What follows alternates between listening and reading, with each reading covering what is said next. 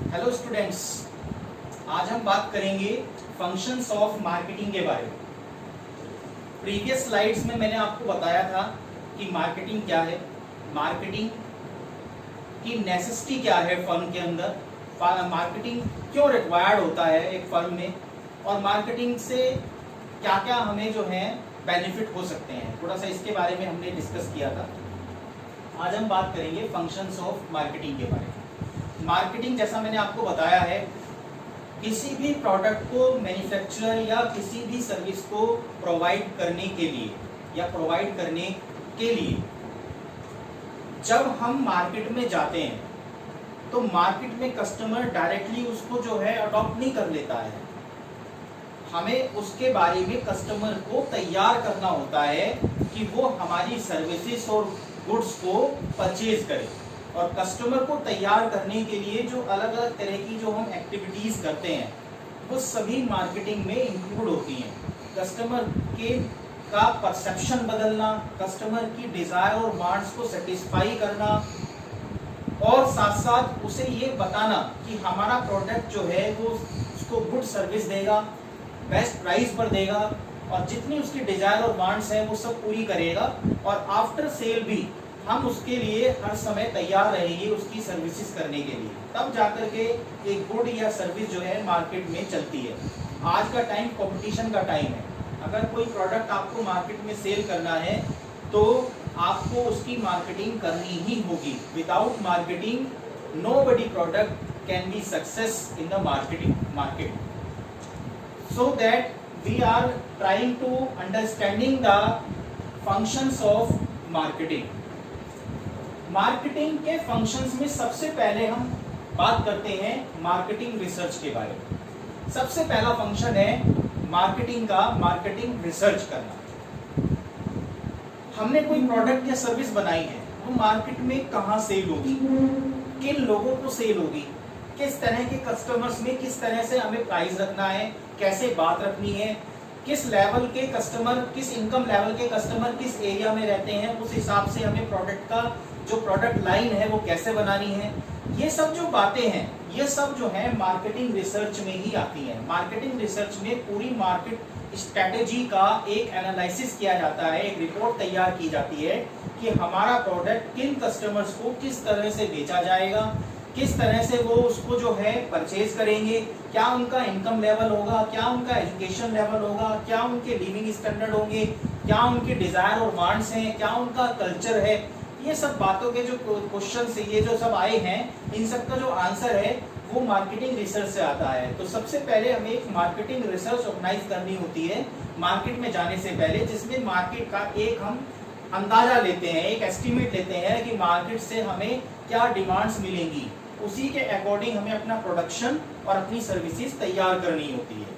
अगर हम इससे ज्यादा कर देंगे तो वो हमारे लिए एडवर्स कंडीशन हो जाएंगी, क्योंकि इतना मार्केट से डिमांड नहीं होगी जितना हमने बना के रख दिया, तो वो हमारे गोडाउन्स वगैरह में ही पड़ा रह जाएगा, वो मार्केट में सेल नहीं होगा। और अगर सपोज कीजिए हमारी डिमांड बहुत ज्यादा है और हमने उसकी कम प्रोडक्शन किया है, तो फिर उसका क्या होगा कि हम अपॉर्चुनिटी लॉस जो है वो उठाना पड़ेगा कि हमारी डिमांड ज्यादा थी, हम ज्यादा सेल कर सकते थे, लेकिन हमारे पास प्रोडक्ट नहीं था सेल करने के लिए, तो उसका फायदा कॉम्पिटिटर्स उठा लेंगे। तो पहले एक मार्केट रिसर्च करना बहुत जरूरी है कि हमारी एक प्रोजेक्टेड डिमांड कैसे होगी, कहां से होगी और कितनी होगी। सेकंड इसमें बात आती है फिर product planning and development. Product की प्लानिंग और डेवलपमेंट सेकंड फंक्शन है मार्केटिंग का।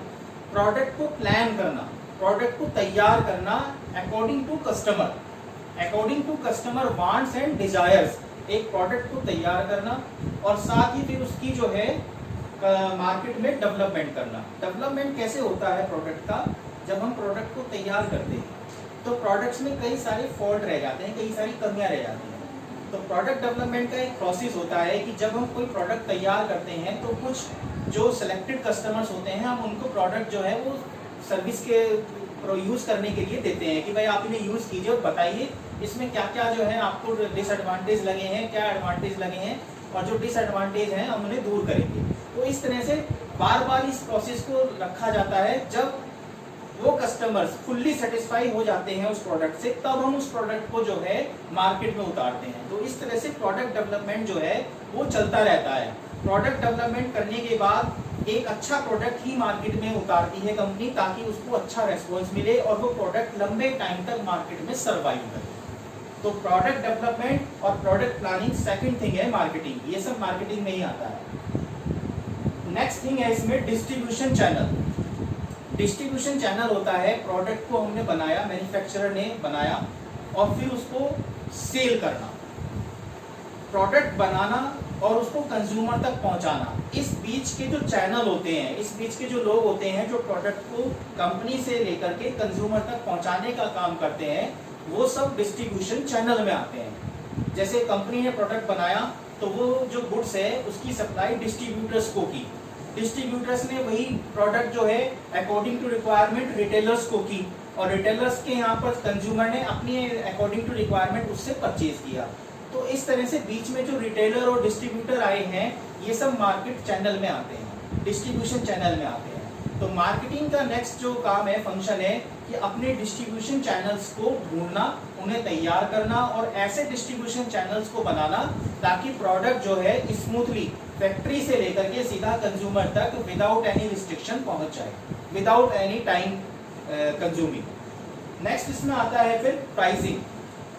प्राइसिंग किसी भी प्रोडक्ट की लाइफ साइकिल के लिए सबसे इंपॉर्टेंट थिंग होती है। अगर प्रोडक्ट मार्केट में सर्वाइव करेगा नहीं करेगा, ये उसके प्राइस पर भी बहुत हद तक डिपेंड होता है। अगर प्राइस बहुत ज्यादा है तो उस प्रोडक्ट के सर्वाइव करने के चांसेस कम हो जाते हैं, क्योंकि कंपटीशन है मार्केट में। अगर आप प्राइस ज्यादा रखते हैं तो आपका प्रोडक्ट नहीं सेल होगा, कॉम्पिटिटर का सेल हो जाएगा। तो प्राइसिंग सबसे इंपॉर्टेंट बात है कि प्राइसिंग कैसे की जाए, प्राइसिंग किस एरिया के हिसाब से की जाए, किस इनकम लेवल के एरिया के हिसाब से की जाए। अलग अलग कंट्री वाइज अलग अलग कंडीशन होती हैं, लोगों के लिविंग स्टैंडर्ड्स होते हैं, उसके हिसाब से प्रोडक्ट की प्राइसिंग कैसे होनी चाहिए, ये सब पहले से एक रिसर्च करनी होती है, देखना होता है। और ये सब काम जो है वो मार्केटिंग में किया जाता है। मार्केटिंग में जो है ये चीज देखी जाती है, ये पता करी जाती है, रिसर्च की जाती है कि प्राइसिंग प्रोडक्ट की किस तरह से हो ताकि हमारा प्रोडक्ट जो है मार्केट में ज्यादा से ज्यादा सेल हो, ज्यादा से ज्यादा बिके। नेक्स्ट आता है इसमें ब्रांडिंग। कोई भी प्रोडक्ट कंपनी अगर बनाती है और अगर वो किसी ब्रांड के साथ जुड़ा हुआ है तो वो प्रोडक्ट जो है बहुत जल्दी रेस्पॉन्स मार्केट में मिलता है, उसको बहुत जल्दी सेल होता है। ब्रांडिंग एक ऐसी चीज है जिसे कहते हैं कि एक फर्म के ऊपर या एक ब्रांड के ऊपर कस्टमर का फेथ बन जाता है कि हाँ ये ब्रांड का अगर प्रोडक्ट है तो वो वाकई में बहुत अच्छा होगा और उसके प्राइस भी अच्छे होंगे। तो ब्रांडिंग करना बहुत जरूरी है। ब्रांडिंग एक तरह से मान लीजिए किसी प्रोडक्ट की, किसी कंपनी की मार्केट में गुडविल को बनाना है, गुडविल को मैन्युफैक्चर करना है, ताकि उस ब्रांड नेम से कल को कंपनी कोई भी प्रोडक्ट निकाले तो वो तुरंत आसानी से सेल हो जाए। और ब्रांडिंग जो है उसको करने के लिए अलग अलग टेक्निक्स अपनाई जाती हैं, एडवर्टीजमेंट्स होते हैं, लोगों में अवेयरनेस प्रोग्राम चलाए जाते हैं, उनके जो है अलग अलग जो है पर्सनल सेलिंग की जाती है। ब्रांडिंग करने के लिए बहुत सारी एक्टिविटीज करी जाती हैं, तब जाकर के ब्रांडिंग तैयार होती है। और ब्रांडिंग जो है मार्केटिंग का मेन फंक्शन है। इसके बाद नेक्स्ट आता है फिर पैकेजिंग। पैकेजिंग, कोई भी प्रोडक्ट एक पैकेजिंग में ही आता है। आजकल आप देखते हैं लगभग हर प्रोडक्ट पैकेजिंग में आ रहा है। उसकी पैकेजिंग बहुत ही अलग अलग तरह से जो है एट्रैक्टिव पैकेजिंग में आती है। पैकेजिंग बहुत इंपॉर्टेंट है। अगर प्रोडक्ट जो है अच्छी पैकेजिंग में दिया जाता है तो वो कंज्यूमर को ज्यादा एट्रैक्टिव लगता है और उस पर एक मेंटली जो है साइकोलॉजिकल फैक्टर बनता है कि ये प्रोडक्ट ज्यादा अच्छा है।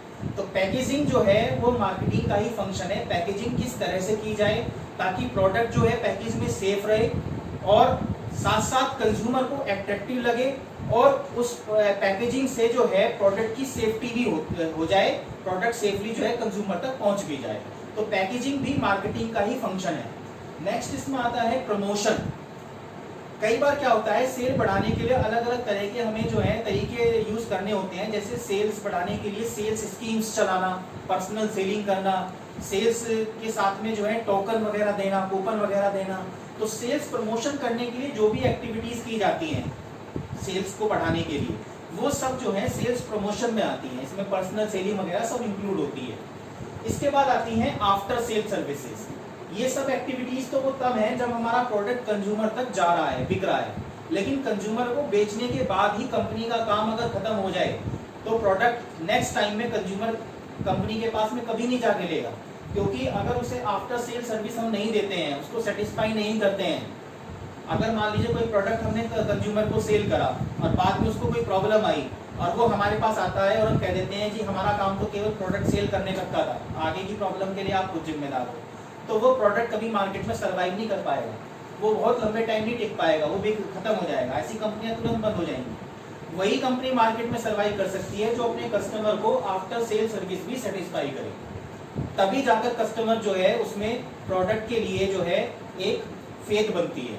तो आफ्टर सेल सर्विसेज में आता है कि सेल होने के बाद उसकी जो प्रॉब्लम्स आती हैं उससे रिलेटेड जो गारंटी वारंटी जो भी प्रॉब्लम्स हैं या जो भी कस्टमर के जो है क्वेश्चंस हैं उनको जो है सॉल्व करना, उनको जो है दूर करने की कोशिश करना, उसकी जो रिकमेंडेशंस हैं या उसके जो सजेशंस हैं उनको ला करके नया प्रोडक्ट डेवलपमेंट करना, ये सब आफ्टर सेल सर्विसेज में आता है। तो ये सब फंक्शन है मार्केटिंग के जो हमें मार्केटिंग में करने होते हैं। Next, importance of marketing. Marketing का इंपॉर्टेंस क्या है? मैंने अभी आपको कई सारे फैक्टर्स बताए हैं, इन्हीं सब में देखिए आप मिलाकर के इंपॉर्टेंस कितना है फर्म में। सबसे पहला है helps in transfer exchange and movement of goods. जितना ज्यादा हम मार्केटिंग करेंगे उतना ही ज्यादा transfer exchange and movement of goods, उतना ही ज्यादा आपका गुड जो है मार्केट में ज्यादा मूव होगा, सेल होगा, ट्रांसफर होगा। जितनी ज्यादा मार्केटिंग होगी उतना ही ज्यादा प्रोडक्ट का जो है जो कंज्यूमर है उसके अंदर विश्वास बनेगा, उसके अंदर जो है फेथ बनेगा, उतना ही ज्यादा वो उसको लेगा। नेक्स्ट इसमें जो हेल्प मिलती है, helpful in raising and maintaining the standard of living. जितना ज्यादा मार्केटिंग होती है उसी से हमारे जो स्टैंडर्ड ऑफ लिविंग है वो बढ़ते हैं। स्टैंडर्ड ऑफ लिविंग कैसे बढ़ते हैं? जब नए नए मार्केट में ड्यूरेबल प्रोडक्ट्स आते हैं तो लोगों को उनके बारे में पता नहीं होता है। उनके बारे में पता तभी चलता है जब कंपनियां उसकी मार्केटिंग करती हैं, लोगों को उसके बारे में बताती हैं, और ऐसे नए ड्यूरेबल प्रोडक्ट यूज करने से हमारे जो लिविंग ऑफ स्टैंडर्ड है वो भी बढ़ते हैं। जैसे सपोज कीजिए पहले मोबाइल फोन्स नहीं थे, मोबाइल फोन शुरू में आए थे तो कुछ ही लोगों को इनके बारे में मालूम था, लेकिन जैसे जैसे इनकी मार्केटिंग हुई, जैसे जैसे लोगों को इनके बारे में पता चलना शुरू हुआ, सबने लिए, और इसकी वजह से हमारा जो लिविंग स्टैंडर्ड है वो बढ़ा है पहले के मुकाबले। जो चीजें हमारे लिए बहुत मुश्किल थी वो उतनी ही ज्यादा आसान हो गई हैं। तो ये जो लिविंग ऑफ स्टैंडर्ड है ये नए नए प्रोडक्ट से आने से बढ़ता है, और मार्केटिंग इसमें हेल्प करती है। मार्केटिंग के थ्रू ही लोगों को पता चलता है कि हम इस प्रोडक्ट से कैसे अपनी लिविंग ऑफ स्टैंडर्ड बढ़ा सकते हैं, कैसे ये प्रोडक्ट हमारी जो लाइफ है उसको ज्यादा इजी कर सकता है।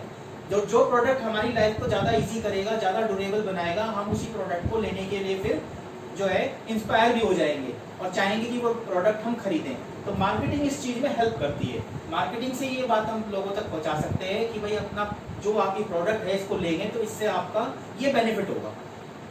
नेक्स्ट है इसमें मार्केटिंग क्रिएट एम्प्लॉयमेंट। मार्केटिंग से जो सबसे इंपॉर्टेंट बात है एम्प्लॉयमेंट होता है जनरेट। मार्केटिंग करने के लिए पूरा एक मार्केटिंग डिपार्टमेंट बनाया जाता है कंपनीज वगैरह में, तो वहाँ पर उन डिपार्टमेंट्स में लोगों को जो है हायर किया जाता है, जो डोर टू डोर या रीजन टू रीजन जाकर के सर्वे करते हैं, मार्केटिंग करते हैं प्रोडक्ट की, और साथ साथ प्रोडक्ट को बेचने के में कंपनी की हेल्प करते हैं। तो इस तरह से एम्प्लॉयमेंट जनरेट होता है।